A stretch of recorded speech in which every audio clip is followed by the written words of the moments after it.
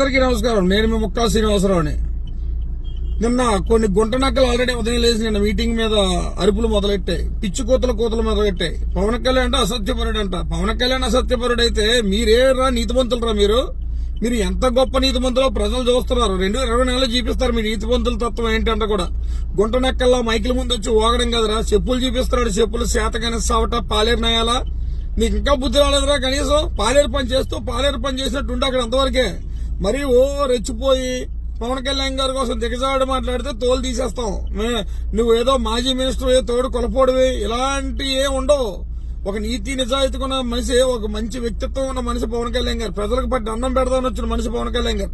అలాంటి వ్యక్తి మీద నీవు నచ్చినట్టు కుక్క వాగులు, పిచ్చి కుక్క, గుంటనక్క వాగులు అయితే పళ్ళు పీకేస్తాం. మొహమాటం లేదు. బందరొచ్చుతంతా అవసరం అయితే. ఏం మాట్లాడుతున్నావు నువ్వు? గౌరవం ఇచ్చుకున్నాడు, పుచ్చుకో. నీ బాస్ మీద నీకు ప్రేమ ఉంటే డప్పు కట్టుకో. అంతే తప్ప పవన్ కళ్యాణ్ అసత్యపరుడు, లాడి పిల్టి పట్టుకోలేదు, లీడ్ పిల్టి పట్టుకోలేదు, మా పిల్టి పట్టుకుంటాడా?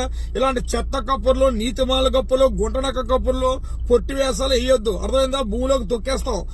పవన్ కళ్యాణ్ గారి కోసం మాట్లాడే సత్తా గానీ, కనీసం ఇంగి జ్ఞానం గానీ నీకుందా? కనీసం ఏం మాట్లాడుతున్నావు అర్థమవుతుందా? మైండ్ బ్లాస్ట్ అయిపోయి పవన్ కళ్యాణ్ గారి ప్రబంధనం చూసి తట్టుకోలేక ఏం చేయాలో అర్థం కాక ఏదో పిచ్చి కూతురు మీటింగ్ అవగానే మైక్ ముందుకు వచ్చేస్తావు. నువ్వు ఒక్కడో పెద్ద పోటుగాళ్ళ వైఎస్ఆర్సీపీలో ఎవడో లేడు. మరి నువ్వు పెద్ద పోటుగాడి భూమికి నుండో వచ్చేసి నాకు అర్థం కాదు. ఏం మాట్లాడుతున్నావు నాకు అర్థం కాదు.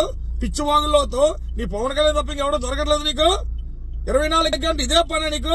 మీ ఇంట్లో నీకేం అన్నారా? ఏంటి పిచ్చి వాగులు అని చెప్పేసి ఏం మాట్లాడరా? చెత్త వాగులు, చెత్తనయ్యాలా మార్చుకోవా ఎప్పటికైనా. చాలా ఓర్పు సహనంతో ఉంటున్నావు, అది కాపాడుకో. అది దాటిపోతే మటు చెప్తున్నా ఖబర్దార్, చాలా సీరియస్ గా ఉంటది. అది తెచ్చుకోక, స్టేజ్ తెచ్చుకోకు.